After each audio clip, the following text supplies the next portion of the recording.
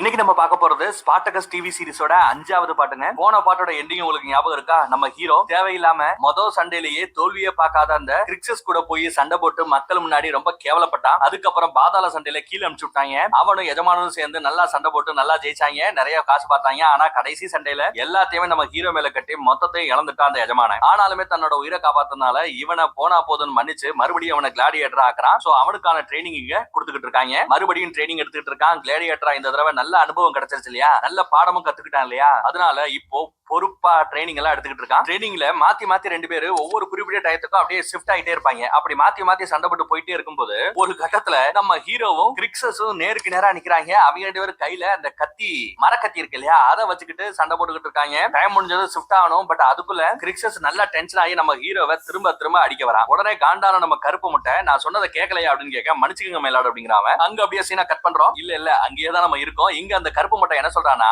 அடுத்து ஒரு சண்டை நடக்க போறான். மேல அந்த கிரவுண்ட்ல சண்டை நடக்க போகுது. அதை நடத்த போறவன் யாரு அப்படின்னு பாத்தீங்கன்னா அந்த ஊரோட மேஜிஸ்ட்ரேட் நடத்த போறானா. அதுக்காக இங்க இருந்து நல்ல தேர்ந்தெடுக்கப்பட்ட ஒரு 4-5 கிளாடியேட்டர்ஸை கூட்டிட்டு போறோம். அப்படி போறவங்க எல்லா பேருமே அந்த கிரவுண்ட்ல ஜெயிக்கணும், யாருமே தோக்கக்கூடாது. இந்த தடவை சண்டை யாருக்கு யாருக்கும்னா இவங்களோட இந்த டீமுக்கும் அந்த பாக்குறதுக்கு கல்யாண புரோக்கர் மாதிரி ஒருத்தர் இருப்பான் பாத்தீங்களா, அந்த பரம்பரை அவங்களோட டீமுக்கு தான் அப்ப சண்டை வைக்க போறாங்க. அந்த சண்டையில எப்படியாவது நீங்க ஜெயிக்கணும்னு பேசிக்கிட்டு இருக்கும் போதே இவங்க டீம்ல ஒருத்தன் பொத்து மயங்கி வந்து விழுகிறான். அவனுக்கு தண்ணி கொடுக்கறதுக்காக அந்த சின்ன பையன் ஓடும்போது, தண்ணியை வேஸ்ட் பண்ணாத, ஆல்ரெடி பஞ்சத்துல இருக்கும், நல்லா சண்டை போறவனுக்கு மட்டும் தண்ணியை கொடுக்குறா நம்ம கருப்பு முட்டை. அப்படியே கேமராவை அந்த வீட்டுக்குள்ள என்ன நடக்குதுன்னு காமிக்கிறாங்க. நம்ம எஜமான இருக்கான் இல்லையா, அவன் மழை பெய்யுன்னு வானத்தை பார்த்த மாதிரியே வேண்டிக்கிட்டு இருக்கான். மழை பெஞ்ச மாதிரியே தெரியலங்க. தண்ணி அவ்வளவு பெரிய பஞ்சமா, காசு கொடுத்து கூட கிடைக்குமா அப்படின்னு தெரியல ரேஞ்சுக்கு போயிட்டு இருக்கு. பயங்கர வெக்க வேற வேர்த்து ஊத்திக்கிட்டு இருக்கு. போன பாட்டுல நம்ம சப்பானிக்கு என்ன வேலை கொடுத்தாங்கன்னா, எஜமானனை கொலை பண்ண வந்தது யாரு, அந்த அடிமைகளை ஏவி விட்டது யாரு அப்படின்னு நமக்கு தெரியணும் இல்லையா. அந்த வேலையை சப்பானி ரொம்ப சிறப்பா பாத்துக்கிட்டு இருக்கான். கேவலம் ஒரு கிழவனை கூப்பிட்டு உட்கார வச்சு விசாரிச்சுட்டு இருக்காங்க, டார்ச்சர் பண்ணிட்டு இருக்காங்க. அந்த கிழவனுக்கு என்ன மாதிரி மேட்டர் தெரியும்னா, ஒரு அடிமையோட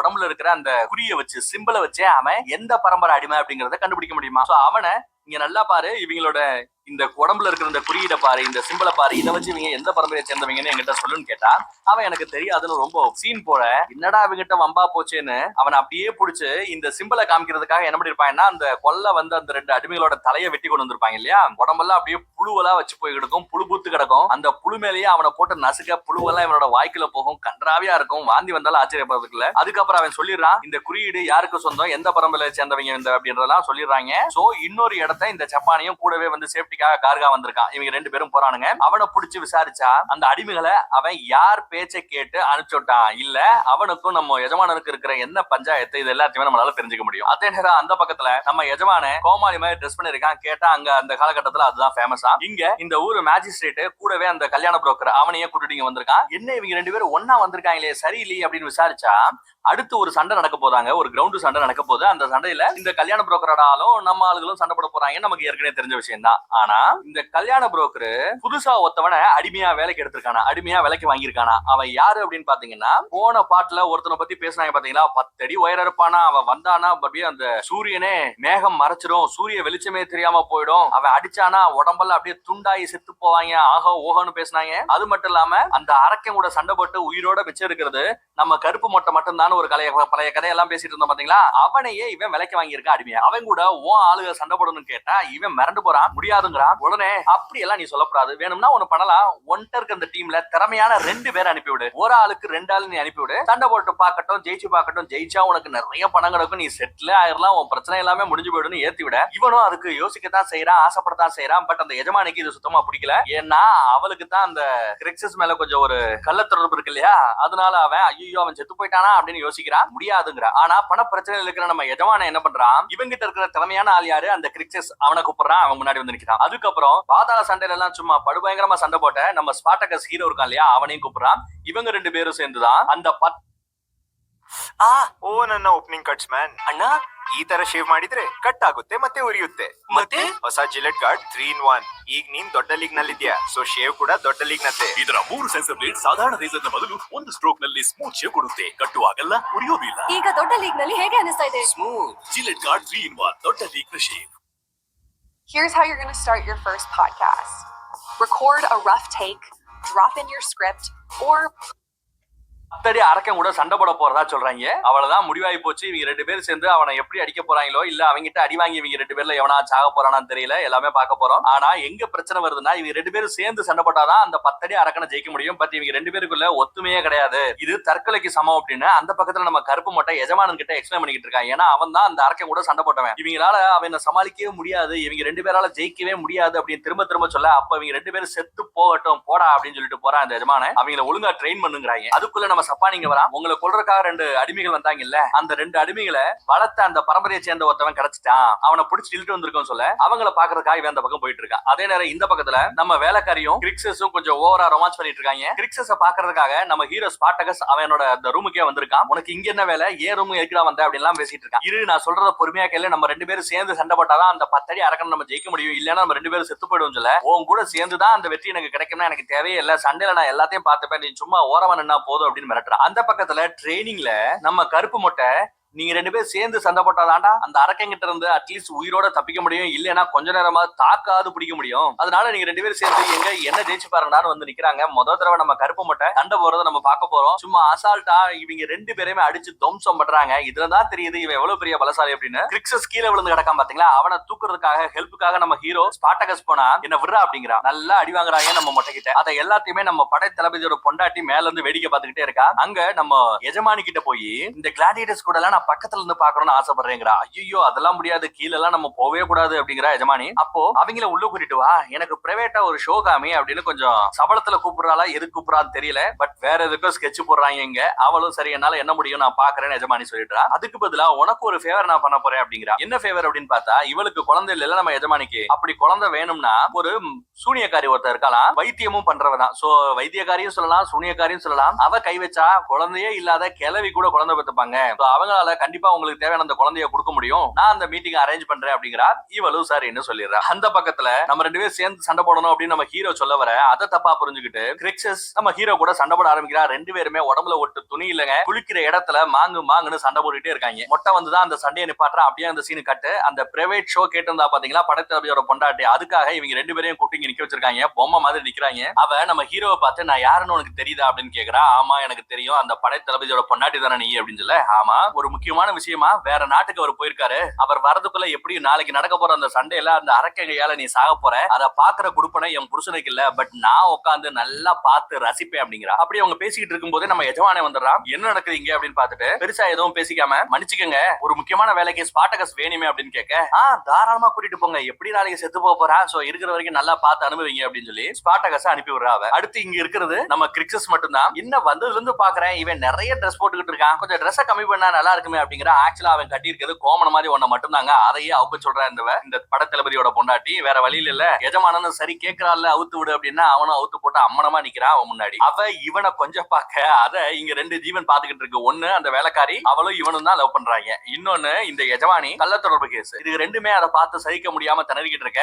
வா அடுத்து நிறைய வேலை இருக்கு போலாம் அப்படின்னு சொல்லி அவளை அங்க இருந்து கூட்டிட்டு போயிடுறா. எப்படியோ சமாளிச்சிடறா. இப்போ அந்த பக்கத்துல நம்ம எஜமான அவனை கொல்றதுக்காக 2 அடிமைகளை அனுப்புறாங்க பாத்தீங்களா, அவனை கண்டுபிடிச்சு கூட்டு வந்திருக்காங்க. இவ யாரு அப்படின்னு பார்த்தா அந்த 2 அடிமைகளை வளர்த்தவன் வந்தான் போல. கொஞ்ச நாளைக்கு முன்னாடி இவன் அந்த 2 அடிமைகளையும் யாருக்கே வித்திருக்கான். உங்ககிட்ட இருந்து இந்த அடிமைகளை வாங்கிட்டு போனவன் தான் என்ன கொல்றதுக்காக ட்ரை பண்ணிருக்கான். சோ யாருக்கு அவங்க 2 பேரையும் வித்த, அதை நீ இப்ப சொல்றியா இல்லையான்னு மிரட்டிக்கிட்டு இருக்க. அவன் சரியா பேச்சு கொடுக்க மாட்டேங்கிறான், சரியா பதில் சொல்ல மாட்டேங்கிறான்றதால காண்டான இவன் கையில இந்த குடிக்கிறதுக்காக ஒரு கோப்பை மாதிரி வச்சிருப்பாங்கல்ல, அதை வச்சே மூஞ்சிலேயே அட்டி அட்டி அட்டி அட்டின்னு அடிச்சு மூஞ்சில பாதி தொங்கிக்கிட்டு இருக்கும் போது காத்து வர்ற மாதிரி ஏதோ கத்துறாங்க. லைட்டா தான் வார்த்தையே வருது, ஏன்னா அவ்வளவு அடி வாங்கி இருக்கான், காத்து தான் வருது வாயில இருந்து. அப்புறம் இன்னும் கொஞ்சம் ஒத்து கேட்டா அந்த 2 பேரை அனுப்புனது இந்த எஜமானனை கொலை பண்ண சொன்னது வேற யாரும் கிடையாதுங்க, அந்த வட்டிக்கு விட்டு இருந்தா பாத்தீங்களா ஒரு பையன், அவன் தாங்க. இத கேட்டதுமே இந்த எஜமானன் பயங்கரமா காண்டாரா. அவ்வளவு கொழுப்பாய் போயிடுச்சு அவனுக்கு. கடன் கொடுத்தா என்ன வேணாலும் பண்ணுவாங்களா, இது அவங்கள வச்சுக்கிறேன் அப்படிங்கிறான். இப்ப அப்படியே அந்த சீனை கட்டு. இப்போ அந்த பக்கத்துல நம்ம கருப்பு மொட்டை இவங்க 2 பேருக்கும் மறுபடியும் ட்ரைனிங் கொடுக்க பாக்குறாரு, ஒன்னா சண்டை போட வைக்க பாக்குறாரு. அவங்க கேட்கவே மாட்டேங்கிறாங்க. நீங்க 2 பேரும் இப்படி சில்லறத்தனமா பிஹேவ் பண்ணிட்டு இருந்தீங்கன்னா 2 பேரும் செத்து போவீங்கடா, பாருங்கடா அப்படின்னு சொல்லி. இப்பதாங்க ஃபர்ஸ்ட் டைம் எப்ப பார்த்தாலுமே இந்த கருப்பு மொட்டை அவனோட உடம்ப முடியே வச்சுக்கிட்டு இருப்பா, ஒரு யூனிஃபார்ம் மாதிரி ஒண்ணு போட்டுக்கிட்டு. இந்த தடவை சட்டையை அவுத்து காமிக்கிறான். அவனோட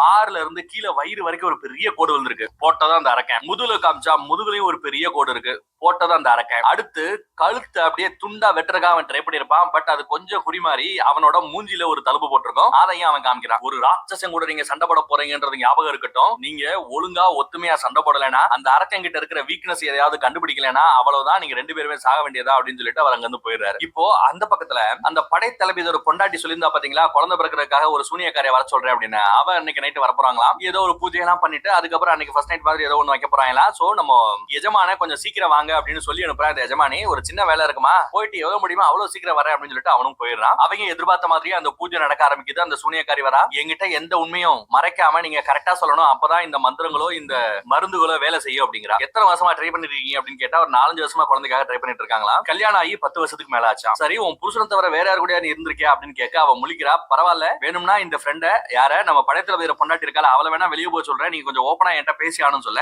அதுக்கு அவ ஐயோ இதெல்லாம் நான் பார்த்ததே இல்ல, நான் இங்கதான் இருப்பேன் அப்படின்னு சின்ன குழந்தை மாதிரி அரமடிக்க. வேற வழி இல்லாம அவளை வச்சுக்கிட்டே உண்மையை சொல்றா. ஆமா என் புருஷனை தவிர இன்னொருத்தையும் கூட நான் தொடர்புல இருக்கேன் அப்படிங்கிறா. ஒரு தடவை இருப்பீங்களா பல தடவை இருப்பீங்களா அப்படின்னு கேட்க நிறைய தடவை நாங்க இருந்திருக்கோம் அப்படின்னு சொன்னதுமே அப்போ பிரச்சனை ஆம்பளைங்க சைடு இல்ல ஓன் சைடுல தான் இருக்கு. சோ உனக்கு மருந்து கொடுக்கணும் அப்படின்னு முடிவு பண்ணிடுறாங்க. அதுக்கப்புறம் அந்த மருந்து எல்லாம் அவ சொல்ல கூட ஒரு அசிஸ்டன்ட் இருக்கா. அவ அந்த மருந்து எல்லாம் கலக்கிட்டு ஒரு மூலிகை மருந்தையும் உள்ள எடுத்துட்டு அதை இவ்வளவு குடிக்க சொல்றாங்க. குடிக்கிறவன் செய்யறா. அவ கரெக்டா இந்த மருந்து குடிச்ச 1 மணி நேரத்துக்குள்ள நீங்க ஃபர்ஸ்ட் நைட் கொண்டாடணும் அப்படின்னு சொல்லி அங்க எல்லா வேலையும் முடிச்சுட்டு அவங்க இருந்து கிளம்பிடுறானுங்க. 1 மணி நேரத்துக்குள்ள அவன் வரணும். பட் எங்கடா அந்த எஜமானே அப்படின்னு பார்த்தா அந்த கடன் கொடுத்தான் பாத்தீங்களா, வட்டி கொடுத்தான் பாத்தீங்களா, அவனோட வீட்டுல அவன் இருக்கான். அவன் வீட்டுல இருந்த பொண்டாட்டி அவன் கூடயே தொடுப்பாத்திருவான் பாத்தீங்களா, அவங்க அந்த வீட்டுல வேலை பார்த்தவங்க எல்லா பேருமே செத்து பொணமா கிடக்காங்க. மிச்சம் இருக்கிறது அந்த கடன் கொடுத்தவனோட பையன் மட்டும்தான், சின்ன பையன், குட்டி பையன். அவனை வச்சு நம்ம எஜமான மிரட்டுறான். எதுக்கு என்ன கொலை பண்றதுக்காக ஆரம்பிச்ச, அந்த ரேஞ்சுக்கு நீ போனதுக்கு யார் காரணம், நான் பணம் கொடுக்க மாட்டேன் நீ பண்ணையா இல்ல என் மேல இருக்கிற வெறுப்புல பண்ணையா அப்படின்னு சொல்லி அப்படியே விசாரிச்சுட்டு இருக்கான். என் மேல தப்பு இல்லன்னு அவன் சொல்லிக்கிட்டே இருப்பான். அப்ப உண்மையை சொல்லு, என்ன நடந்துச்சு, ஏன் என்ன கொல்ல பார்த்தேன்னு சொல்ல. அவன் அப்ப இல்ல நான் உன்னை கொல்ல பார்க்கல,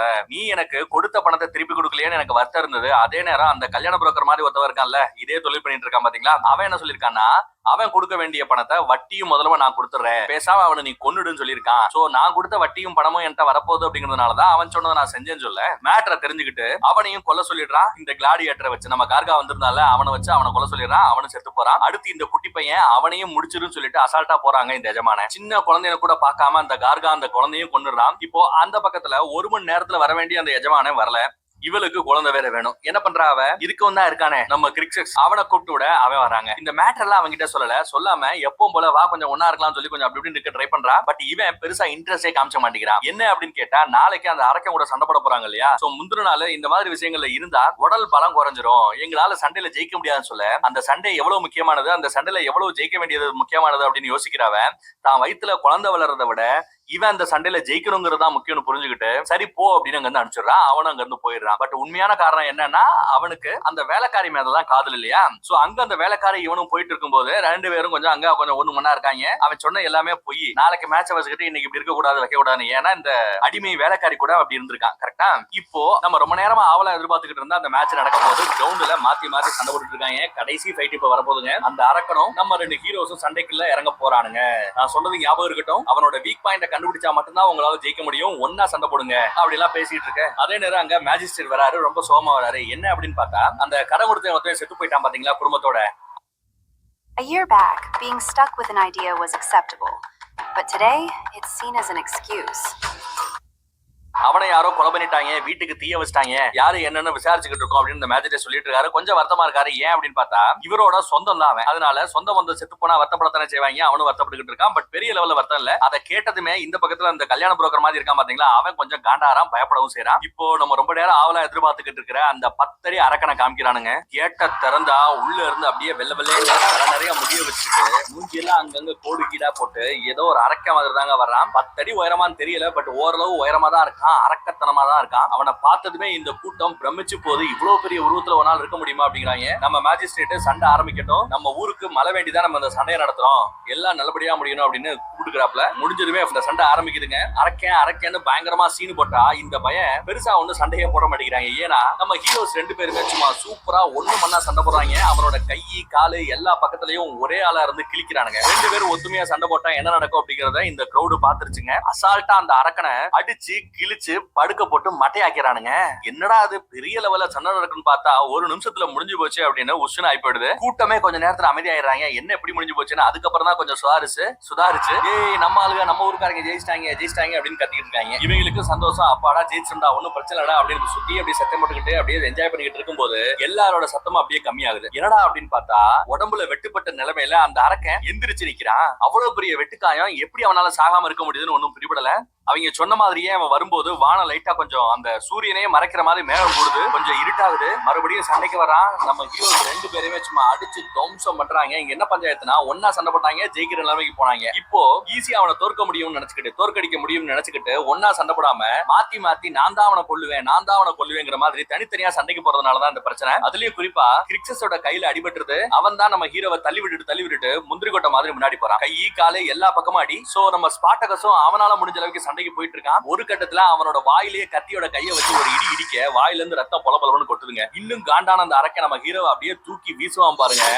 ஒரு 4-5 சுழண்டு அந்த பக்கம் போய் விழுவான். சண்டை சூப்பரா சூடு பிடிக்குது. ஸ்பார்டகஸ் அங்கிட்டு போய் விழுந்துட்டான். சோ கிரிக்ஸஸ் வரான். அவன் சண்டை போட்டுக்கிட்டு இருக்கும்போது கையில இருந்த கத்தியை வச்சு அவனோட வயிற்றுல இருந்து நெஞ்சு வரைக்கும் லைட்டா ஒரு கோடு, அப்புறம் முதுகுல கத்தியை வச்சு ஒரு பெரிய கோடு, அப்படியே ரத்தம் எல்லாம் தெறிக்க அவ்வளவுதான், சோலி முடிஞ்சு போச்சுங்க. ஏன்னா அவ்வளவு பெரிய வெட்டு. செத்தான் தான் பாத்துக்கிட்டு இருந்தோம். எல்லா பேரும் வருத்தப்பட்டு இருக்கும்போது சப்பானி மட்டும் அந்த பக்கம் சந்தோஷப்பட்டுக்கிட்டு இருக்கான். இன்னும் ஒரு வெட்டுனா அவ்வளவுதாங்க, தோல்வியே பார்க்காத இந்த கிரிக்ஸஸ் காலி. ஆனா அதுக்குள்ள நம்ம ஹீரோ ஸ்பார்டகஸ் லைட்டா முந்திக்கிறான். அடிபட்டு கிடக்குறான் பாத்தீங்களா? அப்படியே ஓடி போய் அவனோட கேடயத்து மேலேயே குதிச்சு அப்படியே மேல ஒரு 10 அடி சூப்பரா ஜம்ப் பண்ணி போய் அந்த அரக்கன் கூட செமையா சண்டை போடுறான். சண்டை பயங்கரமா சூடு பிடிச்சு போயிட்டே இருக்கும். அதே நேரம் இங்க உசுருக்கு போராடிட்டு இருக்கான் பாத்தீங்களா நம்ம கிரிக்ஸஸ். அவன் என்ன பண்றான்னா, அவன் போட்டிருப்பான் ஹெல்மெட், அந்த ஹெல்மெட் கீழே விழுந்திருக்கும். அந்த ஹெல்மெட்ல சூரிய வெளிச்சம் படும்போது கிளார் அடிக்கும்ல, அந்த கிளாரை வச்சு அந்த அரக்கனோட கண்ணுல அந்த வெளிச்சத்தை பாய்ச்ச அந்த டைவர்ஷனை யூஸ் பண்ணி 2 கத்தியை எடுத்து அந்த அரக்கனோட கை காலு எல்லாத்தையும் வெட்ட அவன் கீழே அப்படியே முண்டி போட்டு நிக்க அவன் வயிற்றுலயே கத்தியை விட்டு சொருகிறான். அதுக்கப்புறமா அவன் சாக மாட்டான்னு சொல்லிட்டு கத்தி எடுத்து அவனோட கழுத்துலயே வெட்டுன்னு வெட்டுறாங்க. ஒரு 7-8 வெட்டு வெட்டுறான். அப்பையும் தலை துண்டாகல. அதுக்கப்புறம் என்ன பண்றான், அவன் கிட்ட இருந்தது கத்தியை பிடிங்கி 2 கத்தியை அப்படியே சேர்த்தாப்புல வச்சு அந்த அரக்கனோட தலையை அப்படி அடிப்பான் பாருங்க. தலை துண்டா போய் ரத்தம் சொட்ட அவன் கழுத்துல இருந்து அப்படியே ரத்தம் பொல கொட்ட சம்பவ இடத்துலயே அந்த அரக்கன் காலி.